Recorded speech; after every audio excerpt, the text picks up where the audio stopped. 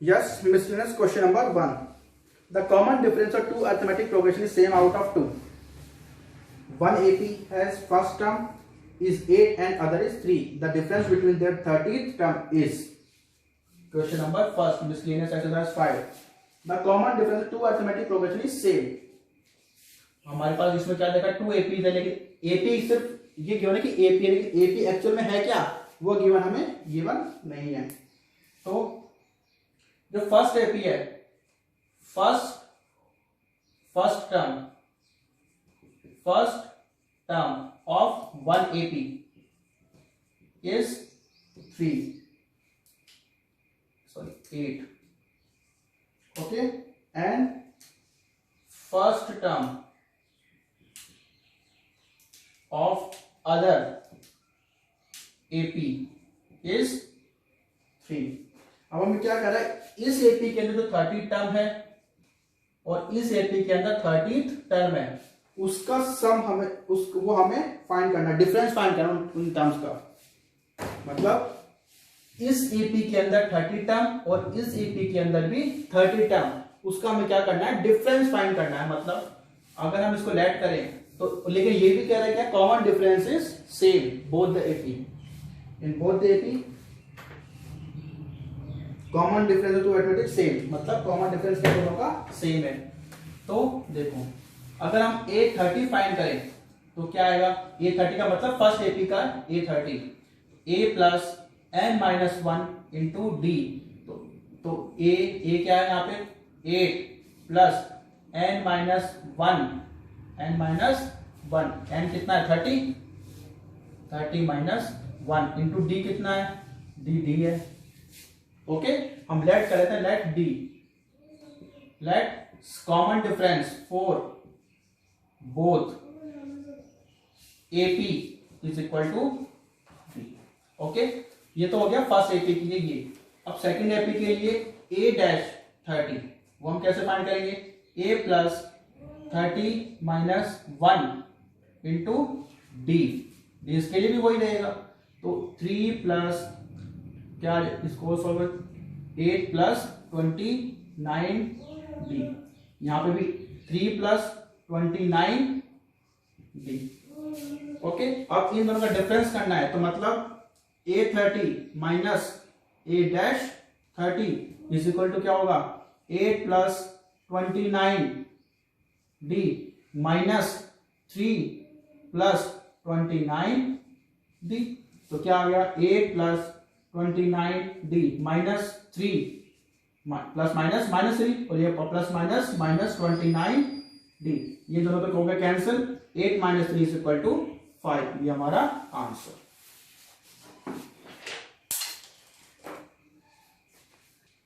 Yes, question number second, simple question है बिल्कुल. इफ 18 A, B minus 3 are in AP, then find A plus B. क्या कह रहा है क्वेश्चन, 18 A, B और -3 are in AP. मतलब ये चारों क्या है, AP के अंदर हैं. तो हमें A प्लस B हमें फाइंड करना, कैसे करना है देखो. हमें क्या, हम इन दोनों से D फाइंड कर सकते हैं, common difference. D is equal to A minus 18.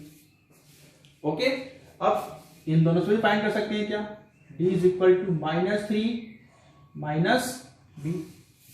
अब ये दोनों, ये D और ये D सेम ही तो होगा होने को. तो A minus 18 is equal to -3 minus B. ये माइनस B को इधर लेके जाओ, A प्लस B, और 18 को उधर लेके जाओ तो -3 प्लस 18. तो A plus B is equal to क्या है 15. हमारे पास answer. Question number 7. If 7th term and 13th term of an AP are 30.60% respectively, then find the 18th term. या आप लोग खुद करोगे, सिंपल क्वेश्चन, बहुत बार कर चुके ऐसे क्वेश्चन हम. Fourth question, if an AP first term is 2, common difference is 8. If sum of n terms is 90, then value of n will be. ये भी कर सकते हैं, बिल्कुल इजी है question. Fourth question, if AP first term A is equal to 2 and D is equal to 8 or sum of n terms, मतलब Sn is equal to 90। Okay, then find the value of n। कर सकते हैं, इसको भी कैसे करेंगे देखो। Sn is equal to n by two 2a plus n minus 1 into d। Sn is equal to 90 n by 2 into 2, a क्या है 2 है, प्लस n माइनस 1 और d क्या है 8।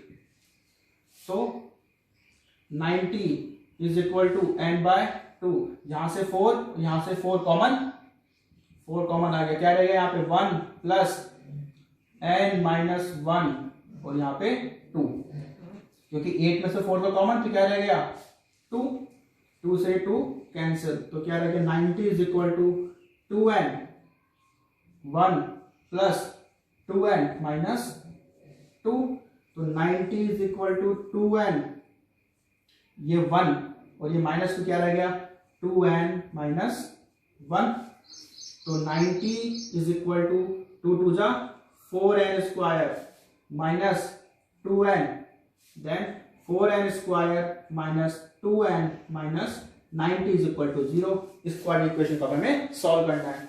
क्या हो जाएंगे फैक्टर्स, हमें ऐसे फैक्टर्स करने हैं किसके, इसके और इसके मल्टीप्लीकेशन के, ताकि उनको सब्ट्रैक्ट करें तो माइनस का 2n आ जाए। तो क्या हो सकते हैं वो फैक्टर्स,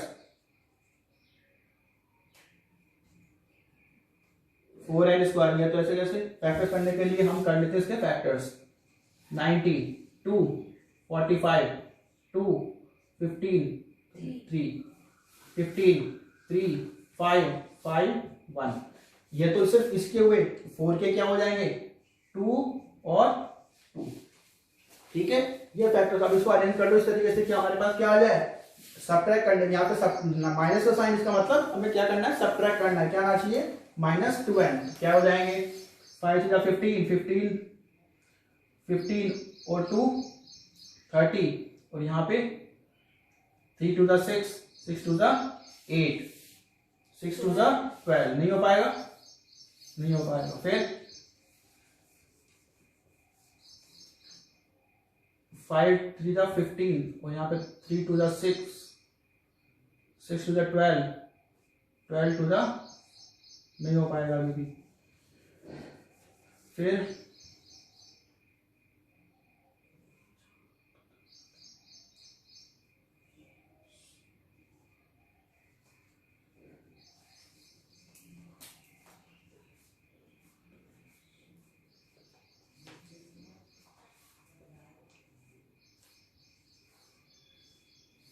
ये हो जाएगा 18 20 एंड 18 5 टू द 10 10 टू द 20 और 3 3 द 9 9 टू द 18। ओके, तो माइनस 20 n और प्लस 18 n, क्योंकि इनको सब्ट्रैक्ट करने का मतलब साइन दोनों के अलग अलग होने चाहिए तभी सब्ट्रैक्ट हो पाएंगे, और यहाँ पे माइनस का होने का मतलब बड़ा जो नंबर होगा वो किसका होना चाहिए, नेगेटिव होना चाहिए। माइनस 90 इज इक्वल टू 0, क्या कॉमन आएगा 4n, क्या रहेगा n माइनस 5 प्लस क्या कॉमन आएगा 18, तो 9n minus 5 is equal to 0। अब क्या कॉमन आ गया n माइनस 5 और ये 4n plus 18 is equal to 0। अब या तो ये 0 या फिर ये 0, अगर हम इसको 0 करें तो 4n plus 18 is equal to 0, तो n इज इक्वल टू क्या होगा माइनस 18 अपॉन 4, ये तो हो ही नहीं सकता, दिस इज नॉट पॉसिबल। क्या हो जाएगा n minus 5, so n minus 5 is equal to 0, तो n इज इक्वल टू 5 हमारा answer, number of terms will be 5। Yes, fifth question. If sum of n terms of an AP is 3n square plus 5, and then which term of series is 164? Question number 5. हमें क्या given है, sum of n terms, मतलब Sn is equal to 3n square plus 5n, ये हमें given है। तो which term of series is 164, मतलब हमें an गिवन है कितना 164, तो ये कौन सी टर्म होगी n हमें फाइंड करना है, किसके अंदर, इस फॉर्मूले के अंदर। an is equal to a plus n minus 1 into d. इसके an तो हमें मालूम है 164, a और d हमें मालूम नहीं है, तो n भी हमें मालूम नहीं है, तो हमें पहले a और d मालूम होना चाहिए, तभी तो हम फाइंड कर पाएंगे, वैल्यू पुट कर सकेंगे।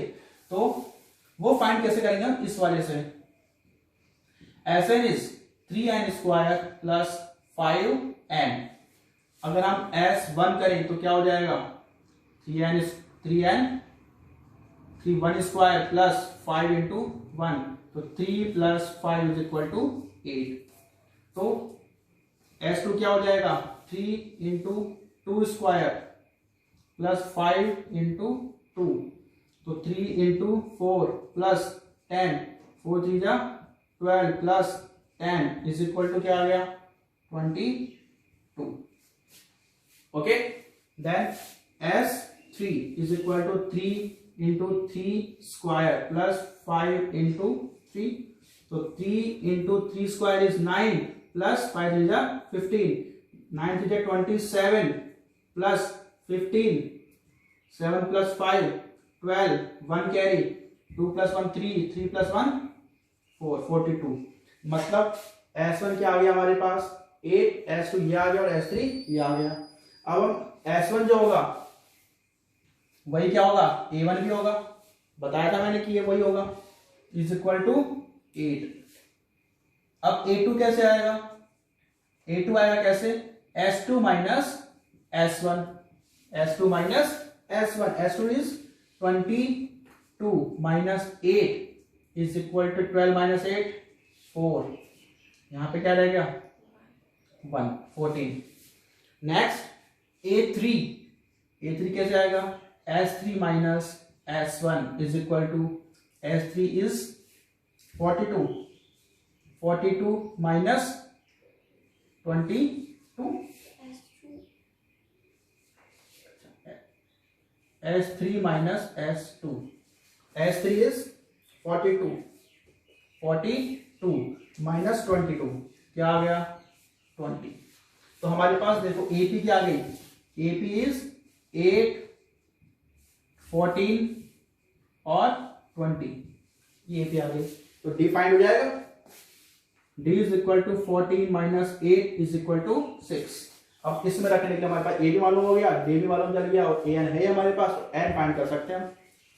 तो AN is equal to A plus N minus 1 into D। तो AN is 164 is equal to A is 8 plus N minus 1 D is 6।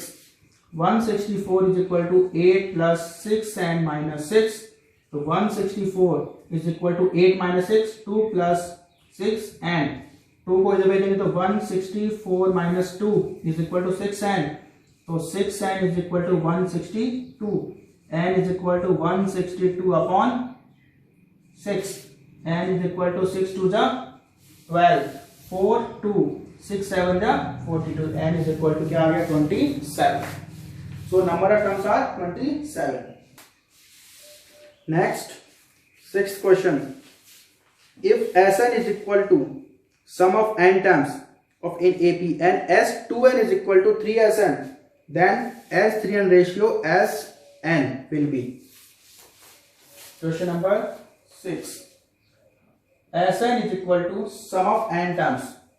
तो क्या हो जाएगा, इसका फॉर्मूला क्या होगा, n by 2, 2a plus n minus 1 into b। Okay, अब आगे कह रहा है क्वेश्चन S2n के साइड अब n की जगह पर क्या रख देंगे, 2n रख देंगे, तो 2n upon 2, 2a plus 2n minus 1 into b। कुछ यहाँ पे हमने n था, यहाँ पे हमने 2n रख दिया, तो यहाँ हमारे पास ये आ गया। अब आगे क्या कह रहा है, ये किसके इक्वल है S2n, 3Sn के, मतलब जो ये Sn है इसको हमने 3 से मल्टीप्लाई करने पे जो आएगा वो, यहाँ पर हमने क्या किया था, n की जगह 2n रखा था, लेकिन यहाँ पे 3 का मतलब इस पूरे को हमने 3 से मल्टीप्लाई किया है, तो 3Sn भी निकाल लो, 3Sn जो ये था इसको 3 से मल्टीप्लाई कर दो बस, तो क्या हो जाएगा 3n अपॉन 2, 2a प्लस यहाँ पे तो n ही रहेगा, n माइनस 1 इंटू डी, या फिर इसको कंफ्यूजन से बचने के लिए हम इसको ऐसे भी कर सकते हैं, इस पूरे के आगे 3। अब समझ में आ जाएगा, क्योंकि हमने क्या किया, सिर्फ इस Sn जो है इतना बार ये जो लिखा हुआ था पहले से, इसी को सिर्फ 3 से मल्टीप्लाई किया है, तो 3Sn is equal to 3n upon 2a plus n minus 1 into D. Okay, ये दोनों इक्वल है, ये और ये इक्वल है। We have given that S2n is equal to 3Sn। S2n क्या ये था, 2n upon 2a plus 2n minus 1 into d is equal to 3Sn, 3n by 2, या फिर हम इसको ऐसे दे सकते हैं 3n upon 2a plus n minus 1 into D. ठीक है, अब इसमें क्या कर सकते हैं, ये तो 2 से तो 2 कैंसिल हो जाएगा। ओके, अब क्या कर सकते हैं, इसके अंदर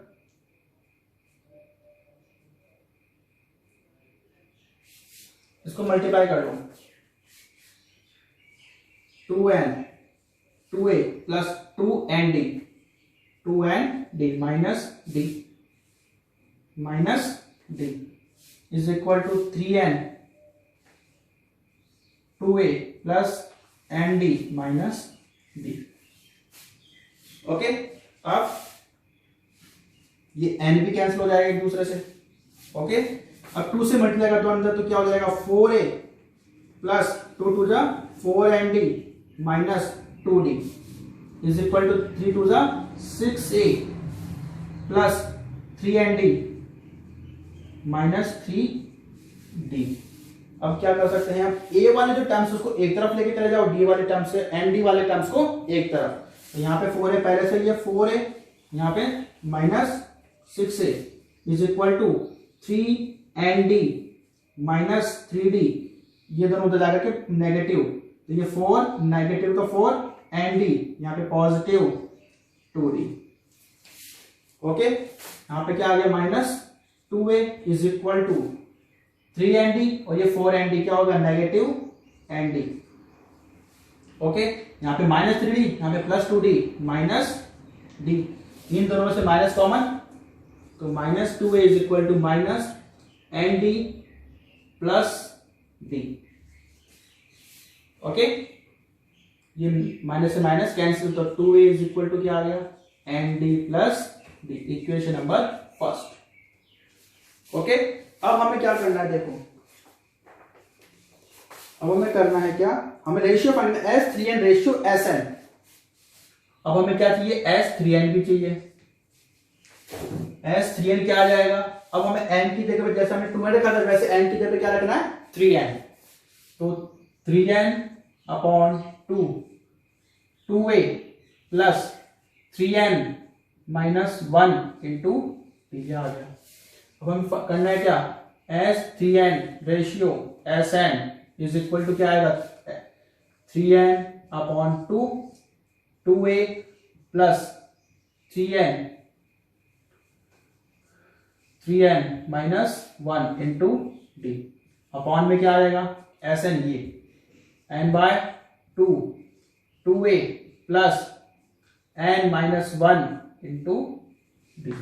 ओके, ये n से तो ये n कैंसिल, ये 2 से ये 2 कैंसिल, तो क्या रहेगा यहाँ पे ऊपर 3, 2a की वैल्यू रख सकते हैं क्या, nd plus d, 2a is equal to nd plus d, plus इस डी को मल्टीप्लाई करने पर 3nd minus D upon 2a फिर से nd plus d plus nd and D minus D.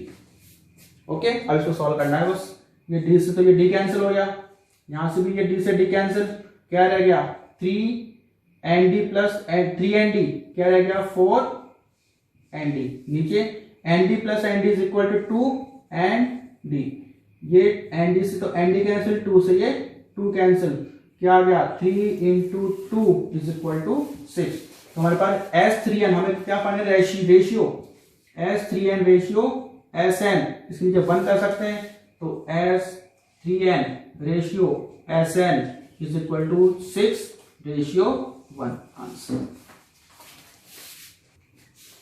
The seventh question, the first and last term of an AP are 1 and 11 respectively. If sum of its term is 36, then number of terms will be, कर सकते हैं, कोई easy question है।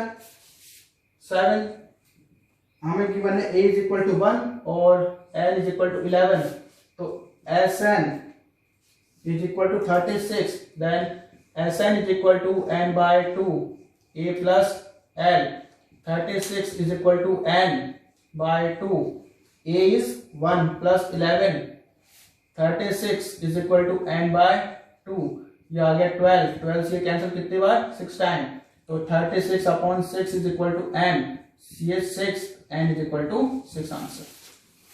देखो simple question का। 9th question, if 3 consecutive terms of an AP are 4 upon 5 a 2, then find the value of a।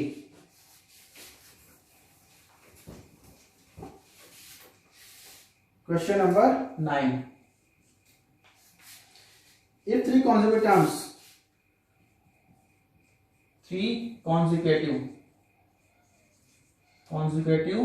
terms are 4 upon 5 a and 2, हमें a की value find करनी है। तो देखो a क्या है यहाँ पे, 4 upon 5, 4 upon 5, और या फिर हम इसको ले सकते हैं a1, ठीक है। फिर a2 क्या है, a, और ये a कैसे आता है, a1 plus d, a1 plus d, okay. फिर a3 इज इक्वल टू क्या है, 2, तो ये a2 कब आएगा, जब a2 कैसे आएगा, ये a2 आएगा कैसे, a1 plus a2 plus d, और a2 की वैल्यू क्या है, a1 plus d plus d, तो a1 plus 2d, a1 plus 2d।